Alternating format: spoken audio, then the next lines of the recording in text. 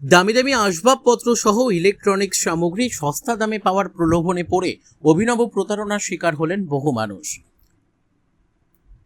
ভাড়ায় নেওয়া order suppliers দোকানের ঝাঁপ বন্ধ দেখে মাথায় হাত পড়ল প্রতারিতদের। তাই প্রতারণার অভিযোগ তুলে ক্ষোভে ফেটে পড়লেন হাজার হাজার টাকা দিয়ে অর্ডার বুক করা কয়েকশো মানুষ। তাদের সকলের ক্ষোভ আঁচড়ে পড়ল অর্ডার সাপ্লায়ার্সের ঝাঁপ বন্ধ দোকানে। ক্ষোভে দোকানের শাটার ভাঙার চেষ্টা করলেন উত্তেজিত জনতা। বুধবার সাত সকালে এই ঘটনাকে কেন্দ্র করে ব্যাপক উত্তেজনা ছড়ালো মালদার গাজলের তুলসীডাঙ্গা এলাকায়।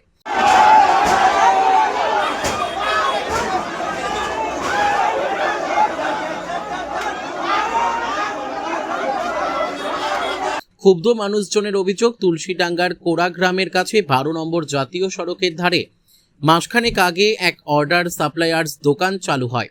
ভাড়ায় নেওয়া সেই দোকানে বাজার দরের চেয়ে অনেকটাই সস্তায় বিভিন্ন আসবাবপত্র সহ ইলেকট্রনিক্স সামগ্রী বিক্রি করা হচ্ছিল। তবে বিক্রির পদ্ধতি ছিল অন্যরকম। জিনিসপত্র দেখে পছন্দ করে অগ্রিম টাকা দিয়ে সেই জিনিস বুক করতে হতো। এরপর 10 থেকে 12 দিনের মাথায় তা গ্রাহকদের ডেলিভারি দেওয়া হতো। সেই মতো সস্তায় জিনিস পাওয়ার প্রলোভনে পড়ে বহু মানুষ হাজার হাজার টাকা দিয়ে তাদের প্রয়োজন অনুযায়ী বিভিন্ন আসবাবপত্র ও ইলেকট্রনিক্স সামগ্রী বুক করেন বলে খবর। কিন্তু অর্ডার ডেলিভারি দেওয়ার আগে বুধবার সকালে হঠাৎ করেই দোকানের ঝাঁপ বন্ধ দেখে গ্রাহকদের মাথায় হাত পড়ে যায়। তারা প্রলোভনে পড়ে প্রতারিত হয়েছেন বুঝতে পেরে ক্ষোভে ফেটে পড়েন। অনেকে আবার কান্নায় ভেঙে পড়েন। তাই ক্ষুব্ধ মানুষজনের ক্ষোভ গিয়ে আছড়ে পড়ে ঝাঁপ বন্ধ দোকানে। তারা ক্ষোভের জেরে দোকানের শাটার ভাঙার চেষ্টা করেন।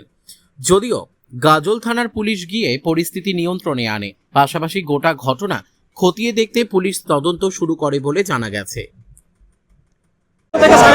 অর্ডার দিয়েছে, হ্যাঁ অর্ডার দেওয়ার পরে আজকে অর্ডার দেখছি যে হ্যাঁ স্যার আমাদের টাকাটা কি হবে?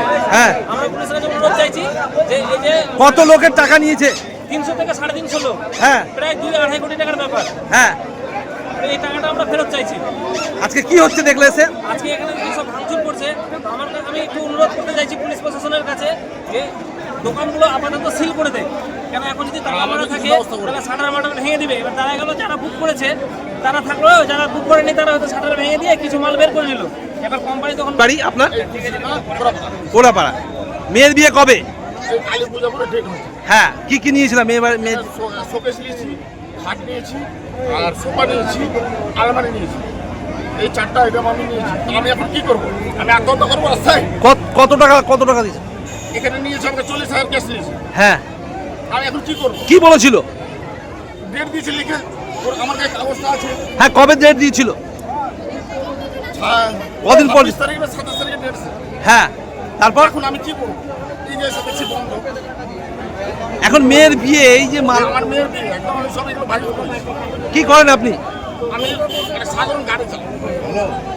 আগে এবারে করতাম ছোট গাড়ি। আমি কি করবো স্যার আমাকে বলেন?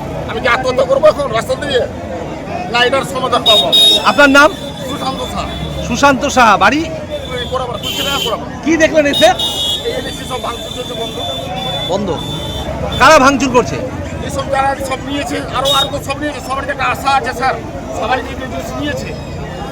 আর আমি তো একদম গরিব মানুষ, টাকা লিখে দেবো না। আমি মেয়ের জন্য কয়েকদিন করেছিলাম। এখন কি করবো? মোটামুটি কত লোকের টাকা, কত টাকা নিতে পারে? প্রচুর প্রায় ক কোটি হতে পারে? শেখ রতনের রিপোর্ট, পিবি নিউজ।